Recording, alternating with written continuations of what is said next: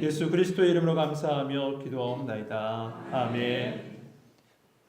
할렐루야. 예수님 부활하셨습니다. 온 세상이 이 예수님의 부활을 기쁨으로 찬양하는 이 부활의 아침에 예배 자리에 나온 우리 모든 성도님들을 환영합니다. 예수님의 부활의 능력이 여러분의 삶 가운데, 가정 가운데, 그리고 삶의 모든 지경 가운데 현재형으로 임하시길 다시 한번 주님의 이름으로 축복합니다. 우리의 삶 속에 보면 누가 뭐라고 한 것도 아니고 법적으로 제재가 있는 것도 아닌데 금지시 되는 여러 가지 문화들이 조금 있습니다. 예를 들면요, 우리는 붉은색으로 이름을 쓰지 않습니다. 그렇죠? 제가 이런 문화가 다른 나라에도 있나 한번 인터넷을 쭉 검색했고 찾아봤는데 찾지는 못했습니다. 없는 것 같습니다. 심지어 가깝고도 먼 나라라고 하는 북한조차도요, 김정일, 김일성의 이름을 산 위에 바위에다가 붉은색으로 새겨놓더라고요. 그러니까 그 문화는 아닌 것 같아요, 거기도. 그리고 우리나라만의 이 독특한 문화인 거죠. 또 다른 이 금지시되는 문화가 또 있습니다. 요즘은 많이 바뀐 것 같은데요, 예전에 만든 엘리베이터에 보면 숫자가 이렇게 기록되어 있죠. 1, 2, 3, F4. 5. 그렇죠? 4를 아니죠. F5입니다. 왜 이렇게 합니까? 아라비아 숫자 그 4를 갖다가 사용하기 꺼려하기 때문에 그렇습니다. 제가 설교 준비를 하면서 이 생각을 가지고 있었습니다. 그리고 메모를 해놨습니다. 그런데 이 부분을 생각하고 있던 차에 금요일날 마침 신방이 잡힌 거예요. 그래서 신방을 갔다 왔는데 더 확실해졌습니다. 왜냐하면요, 우리 교회와 아주 가까운 이 D아파트에 사시는 우리 성도님들 집으로 이 신방을 가게 됐습니다. 근데 그 집사님의 댁이 이 5호 라인이었어요. 5호 라인. 그래서 저는 당연히 5, 6 라인에 있겠구나, 그렇게 생각하고 가보니까 3호 라인이더라고요. 왜 이렇게 했지 보니까 4라인을 만들지 않은 거예요. 그래서 3 다음에 5 라인인 거죠. 궁금하시면 동아아파트 가보시면 돼요. 여러분, 왜 붉은색으로 이름을 쓰지 않고 아라비아 숫자를 쓰는 걸 꺼려합니까? 맞습니다. 다 죽음에 관련된 겁니다. 붉은색으로 이름을 쓰지 않는 문화는요, 저 멀리 진시황 때 이 붉은색은 왕의 색이다라고 생각했답니다. 그래서 붉은색으로 자기 이름을 쓰는 사람은 왕에게 대적하는 사람이다라고 해서 다 죽였대요. 그래서 그랬다는 거예요. 뭐 그런 이야기가 있지만 뭐 그건 중국 얘기고요. 그럼 우리나라 왜 그럴까요? 6.25 때 말이에요. 전사자들을 표시할 때 그 이름에 붉은색으로 줄을 그었다라고 해요.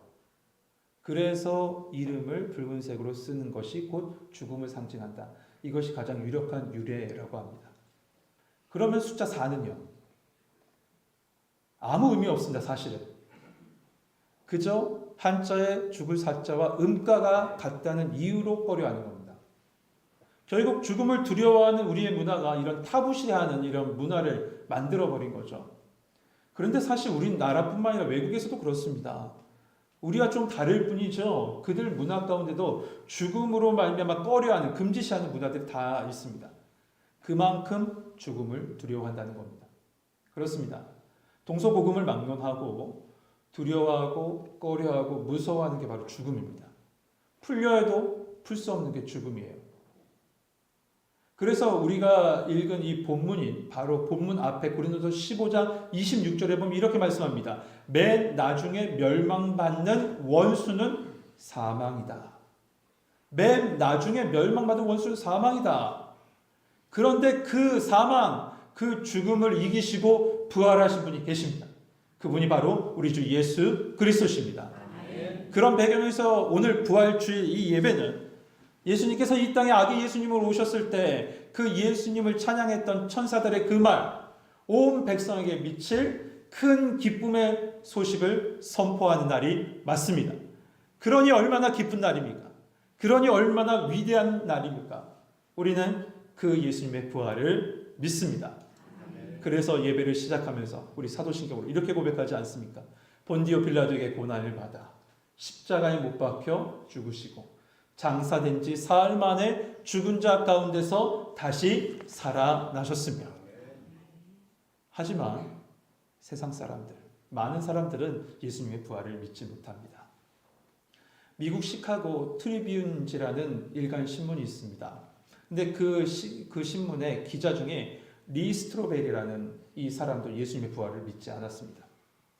그는 무신론자였고 심지어 어떤 일을 했냐면 예수님을 믿는 자기 아내가 잘못된 신념, 잘못된 신앙을 갖고 있다라고 생각해서 이것을 바로잡고자 합니다. 그런 것을 계기로 또한 이 예수님에 관한 모든 것, 기독교에 관한 모든 것이 허구임을 밝히는 기획 기사를 쓰려고 엄청 준비하고 있었어요. 그는 예일대 법대를 나온 인재였습니다. 그러다 보니 이 모든 과정을 법정에서 피고인의 유죄를 분간하는, 가리는 듯하게 모든 것을 준비합니다. 고대 문서도 막 보고 철학자들의 책도 읽고 과학자들을 만나서 인터뷰도 합니다. 2,000건이 넘는 문서들 다 분석합니다. 아주 논리적이고 정연하게. 그리고 분석해서 그것을 정리하기 시작합니다. 그가 다니는 이 시카고 트리뷴지는 여러분 잘 아시지만 워싱턴 포스트, 뉴욕 타임즈와 함께 미국의 3대 일간지입니다. 그러다 보니 그 안에 기사를 쓰려면 한치의 오차도 없이 정확하게 리서치해야 되고 아주 논리 정연하게 정리해서 기사를 올려야 합니다. 그러니 얼마나 연구를 했겠습니까? 근데 이 연구가 마칠 때쯤 그는 크리스찬이 됩니다. 그리고 출간한 책이 The Case for Christ, 예수 사건이라는 책이에요. 우리나라에 처음에 이 책이 들어왔을 때 예수 사건이라는 책으로 제목으로 들어왔는데 저도 그 제목으로 읽었거든요. 근데 요즘은 이 책 개정하면서 이름이 바뀌었더라고요. 제목이 예수는 역사다. 아마 보신 분이 계실 거예요. 영화도로도 한 2016년인가요? 19년인가 만들어진 것 같아요. 근데 그 책에서 예수님의 부활에 대해서 여러 가지들을 이야기합니다. 그 중에 몇 가지를 소개하면 첫 번째, 예수님의 부활 사건이 만약에 제자들이 만든 신화라면 그 신화로 만든 제자들이, 그 신화를 만든 제자들이 예수님을 전하고 심지어 순교하는 바보짓은 하지 않았을 것이다. 이렇게 얘기해요. 우리가 이해가 되지 않습니까? 자기가 만든 허구의 이야기를 위해서, 그 대상을 위해서 자기의 목숨을 버린다. 이건 말이 되지 않는다는 거예요. 두 번째, 예수님의 부활 그 사건이 만들어진 허구라면 부활의 첫 증인으로 여성을 세우지는 않았을 것이다 라는 겁니다. 마가복음에 보면 예수님께서 십자가에 운명하신 후에 아리마대 요셉이 자기 가족을 위해 만들어 놓은 무덤에 예수님의 시신을 옮겨 놓습니다. 그때 몇몇 여인이 그 모든 과정을 다 지켜봐요. 그 중에 한 명이 막달라 마리아였습니다. 그런데 이 여인은 누구냐? 누가복음 8장에 보니까 귀신 들렸던 여인인데 예수님께서 고쳐주신 여인입니다. 그래서 이 고침 받고 난 후에 다른 여인들과 함께 자기의 소유를 들어 예수님과 제자들을 섬겼다라고 되어 있습니다. 마가복음 8장 3절 말씀이에요. 그러니까 그녀는 예수님과 함께 다녔어요. 쭉 함께 모든 것을 지켜보고 예수님 보필했습니다. 섬겼던 사람입니다. 그러기 때문에 오병이어 사건도 가까이서 봤고, 그리고 안진뱅이가 일어난 사건도 가까이서 봅니다. 또한 예수님께서 마지막에 내가 십자가에 죽었다가 3일 만에 부활하리라, 이 부활의 이야기도 들었던 여인입니다. 옆에서 말이죠. 그런데 예수님이 십자가에 돌아가신 겁니다. 이 장면을 목격한 이 막달라 마리아는 안식일 다음 날, 이 부활의 아침이죠, 향유를 가지고 예수님의 무덤가에 찾아갑니다. 왜 갔냐 하면 예수님께서 운명하셨던 그 금요일, 성금요일에 말이에요. 아주 늦은 시간에 예수님께서 운명하셨기 때문에 바로 안식일과 가까웠습니다. 그러다 보니 예수님의 그 장례를 위한 여러 가지 절차를 하지 못한 채, 향품도 바르지 못한 채 예수님의 시신을 무덤에 넣었습니다. 그렇기 때문에 예수님의 시신에 향품을 바르기 위해서, 그러니까 장례를 온전하게 다 마무리하기 위해서 안식일 다음 날 이 부활의 아침에 그 무덤가로 찾아간 겁니다. 그러니까 이 막달라 마리아가 찾아온 건 예수님 부활하시겠지, 그 부활의 주님 만나야 돼 하고 첫 번째로 온 것이 아니라, 목격하기 위해서 온 것이 아니라 예수님의 장례를 마무리하러 온 겁니다. 그런데 막상 가봤더니 무덤이 열린 겁니다. 그리고 예수님의 시신은 없는 거죠. 그때 울면서 동산 내려갈 때 동산지기를 만나요. 동산지기인 줄 만납니다. 근데 그가 누굽니까? 부활하신 예수님을 만나요. 부활하신 예수님이 그녀를 만나 주신 거죠. 근데 그녀는 예수님을 전혀 알아보지 못하고 울면서 이렇게 얘기해요. 예수님의 시신을 누가 훔쳐갔어요? 그걸 찾아야 됩니다. 그러니까 여러분, 지금 이 예수님을 만났던 이 순간에도 부활하신 예수님을 만나러 온 것이 아니라 죽은 예수님을 만나러 온 겁니다. 그런 그녀에게 예수님께서 자신을 드러내시죠. 그러자 그녀는 예수님을 만나고 기쁜 나머지 그 기쁜 소식을 제자들에게 쫓아가서 예수님을 내가 보았다, 부활하신 예수님을 보았다라고 증거합니다. 성도 여러분, 이 시간에 무덤에 머물러 계신 예수님이 아니라 부활하신 예수님 만나길 소망합니다. 그런데 여러분, 당시 이 여인, 그 여인들이 말이에요. 여인들이 법정에 서서 증언했을 때 그 증거가 효력이 있을까요? 없을까요? 없습니다. 잘 아신 대로 없어요. 채택되지 않아요. 그래서 오병이어 사건도 기록한 그 말씀에 보면 남성만 5,000명, 여성을 기록하지 않았습니다. 남성 위주의 사회였기 때문에 그래요. 그만큼 여성의 인권은 없었습니다. 미미한 게 아니라 그냥 없었어요. 이 리 스트로벨의 책, 그 예수 사건이라는 책에 보면 이런 구절도 추가해서 덧붙여 말합니다. 랍비의 격언에는 율법의 말씀을 여자에게 전해줄 바에는 불태워버려라, 화잇을 찢어 딸을 자녀로 둔 자여 라는 말이 있다라는 겁니다. 지금의 말도 안 되지만 그때는 그랬다는 겁니다. 그런데 이 부활의 사건이 꾸민 이야기라면 여인을 등장시켜서 증인으로 삼는다? 첫 번째 증인으로 그것도? 그럴 필요가 없다는 거예요. 도리어 이것을 갖다 더 확실하게 하려면 유력한 남성을 갖다가 증인으로 채택하는 것이 맞다는 거죠. 거기에다가 그녀의 출신은 어디냐면 어딜 것 같으세요? 출신이 어디죠? 이름에 다 나와 있어요. 막달라. 막달라가 이름이 아니라 지역명입니다. 근데 이 지역, 막달라라는 지역이 어떤 지역이냐면 할렘과 우범지대였다는 거죠. 그런데 그녀의 출신을 밝혀낸 겁니다. 이 밝혀낸 게 유익이 되겠습니까? 우범가 출신의 귀신 들렸던 그 여인, 그리고 여성. 근데 이득이 될 게, 유익이 될 게, 예수님의 이 부활 사건에 이득이 될 게 아무것도 없어요. 그럼에도 불구하고 예수님의 이 부활의 첫 목격자로 성경이 여성을, 그리고 막달라 마리아를 소개하고 있는 건 이것은 바로 진실에 기반한 역사적 사실이라는 것이죠. 이 밖에도 수많은 증인들을 세웁니다. 오늘 말씀에 보면 이 고린도서 15장 4절부터 한번 보십시오. 고린도서 15장 4절부터 오늘은 이 말씀을 쭉 보겠습니다. 보면서 말씀 나눌게요. 15장 4절부터 보면 이 부활의 증인들이 많이 나옵니다. 4절부터 보시면 장사 지낸 바 되셨다가 성경대로 사흘 만에 다시 살아나서 게바 베드로에게 보이시고 후에 12 제자에게와 그 후에 500여 형제에게 어떻게? 일시에 보이셨나니. 7절 그 후에 야고보에게 보이셨으며 그 후에 모든 사도에게와 8절 같이 읽겠습니다. 시작.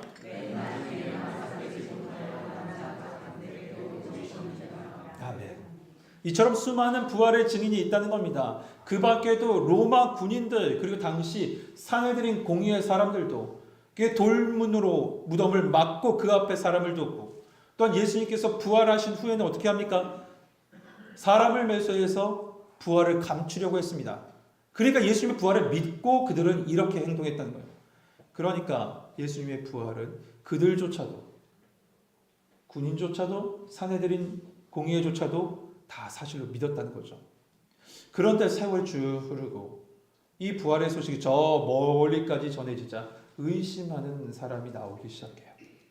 그것이 바로 오늘 본문의 고린도 교회의 문제였습니다. 이들은 분명 예수님을 믿는다라고 고백한 성도들입니다. 성도예요.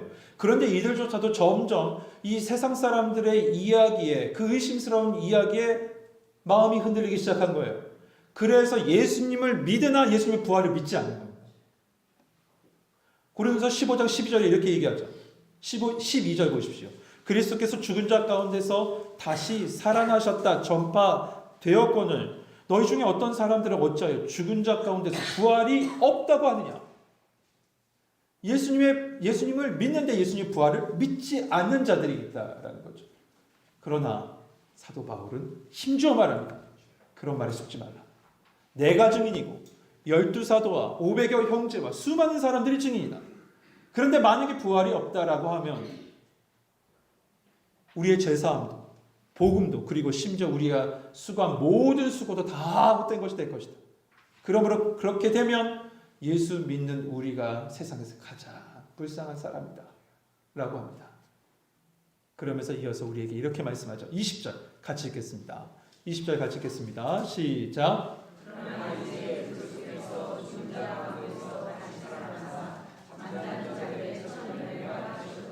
아멘. 성도 여러분, 그렇습니다. 예수님은 부활하셨습니다. 성경이 부활을 증거합니다. 허다한 무리들이 예수님의 부활을 증거합니다. 여기 계신 모든 분들도, 아니 대체적으로 예수 그리스도의 부활을 믿으실 겁니다. 할렐루야. 그런데 말이죠, 2000년 전 예수님이 부활하심을 믿는 것이 2000년 후에 이 서울 한복판에 살아가는 나와 도대체 무슨 상관이 있냐는 겁니다. 이 문제의 해답을 찾으셔야 돼요. 2000년 전에 부활하신 예수님이 2000년 후에 이 서울에 살고 있는 나와 무슨 상관이 있냐는 거죠. 이 문제의 해답이 방금 읽은 예수님이 부활의 첫 열매가 되셨다는 이 말씀 이후에 쭉 계속돼요. 22절도 같이 볼까요? 같이 읽겠습니다. 시작.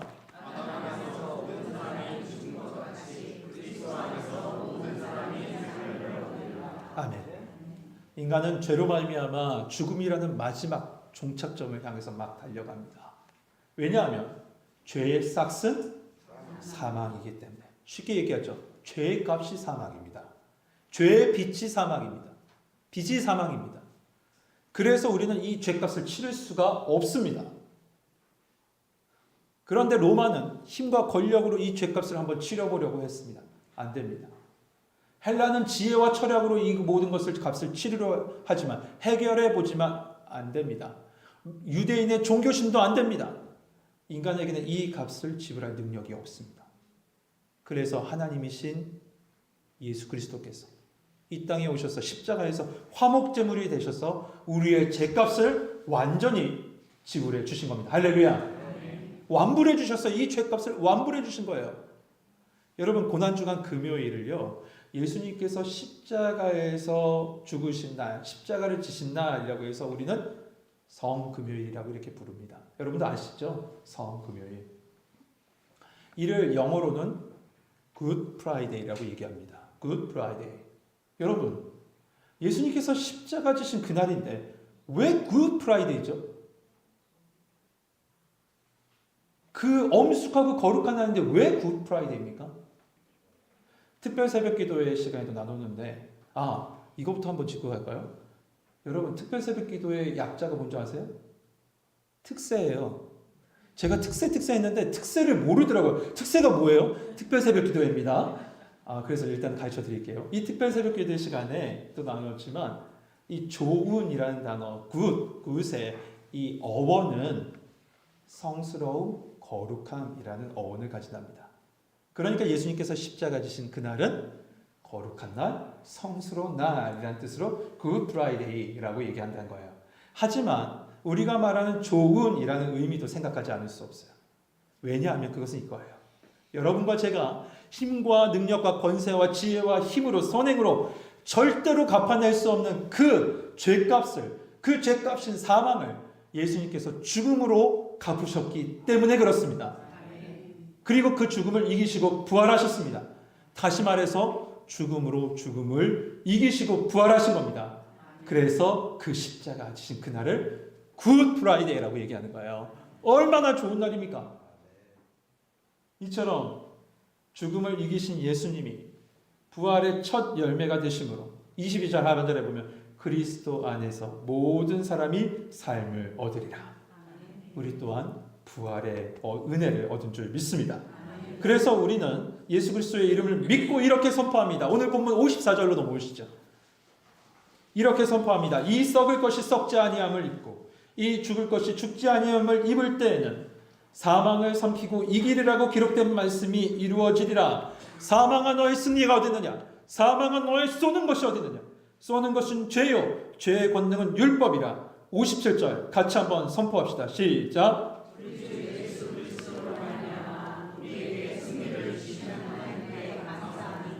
아멘. 예수님께서 부활하심으로 우리에게도 사망 권세를 이기는 부활의 능력을 주신 줄 믿습니다. 성도 여러분, 2000년 전 부활하셔서 생명을 쟁취하신 예수님의 부활이 내 인생 밖에 있으면 그 부활은 나와 아무런 상관이 없습니다. 그러나 그 부활하신 생명, 그 생명을 주신 예수님이 내 안에 계시면 그 예수님을 내 안에 모시는 순간 예수 부활이 내 부활, 예수 생명이 내 생명됨을 믿으시길 바랍니다. 여러분, 예수님의 부활은 예수님께서 십자가에서 우리의 사망의 값을 다 치르셨다는 영수증입니다. 예수님의 부활은 우리에게 부활의 생명과 하나님 나라의 저 축복이 주어졌다는 보증서입니다. 예수님의 부활이 그렇습니다. 이처럼 우리는 예수님의 부활을 믿습니다.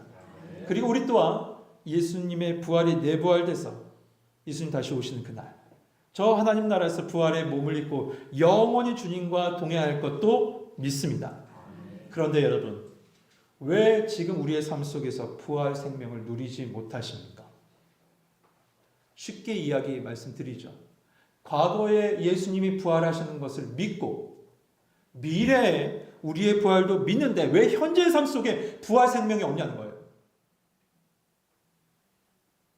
그래서 지금 삶 속에 임하실 이 부활의 은혜를 기대하면서 고린도 교회 성도들과 이 말씀을 읽고 있는 우리에게 말씀은 이렇게 선포합니다. 58절 같이 한번 읽어보시죠. 같이 읽겠습니다. 시작.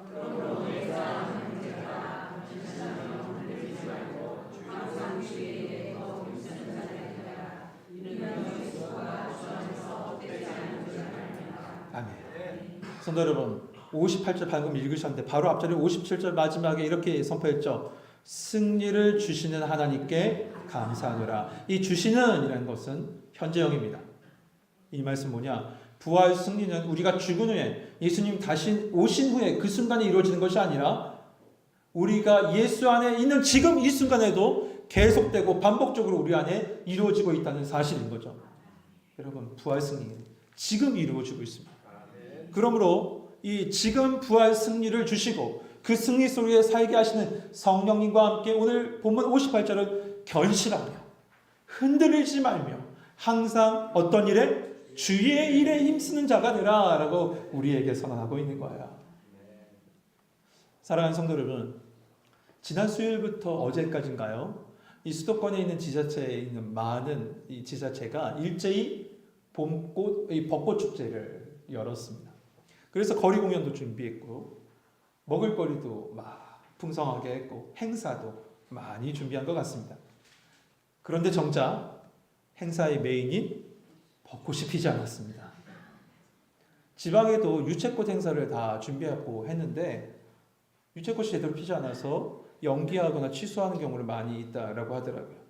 여러분, 우리는 지금 부활의 주님을 찬양하며 감사하며 부활절 감사 예배를 하나님께 올려드리고 있어요. 그리고 저녁에는 연합성가대가 피나는 노력과 시간을 다 투자해서 말이에요. 찬양을 정말 정성스럽게 드리려고 준비하고 있습니다. 여러분 함께 하실 거죠? 아멘 안 하신 분이 이름 적습니다. 여러분 함께 하실 거죠? 이제 아멘 하신 분은 이름 적습니다. 함께 해주십시오. 같이 찬양하는 시간입니다. 이처럼 부활의 이 시간은 축제입니다. 그런데 이 축제가 막 열려지는 가운데 내 마음에 부활의 꽃이 피지 않으면 무슨 소용이 있습니까? 부활의 찬양이 나오고 부활의 먹거리들이 많고 부활의 기쁨이 다 있는데 내 마음에 부활의 꽃이 피지 않았어요. 나는 여전히 마른 잎이에요. 마른 나무예요. 그럼 무슨 소용이 있냐고요. 다른 사람은 부활의 은혜의 감격 속에서 생명의 기쁨을 누리는데 여전히 나는 빈 무덤가에서 서성이고 있다니까요. 여러분, 이 부활의 소식이 여러분의 심령 속에 들려져서 예수 부활의 꽃이 피어남으로 예수 부활이 내 부활, 예수 생명이 내 생명 되는 기쁨을 누리시는 성도님 되시길 소망합니다. 그리고 그 부활의 꽃향기가 여러분의 삶 속에서 풍겨나는, 그래서 삶 속에서 부활의 향기를 풍겨내고 부활의 향기를 증거하는 우리 성도님 되시길 주님의 이름으로 축복합니다. 기도하겠습니다.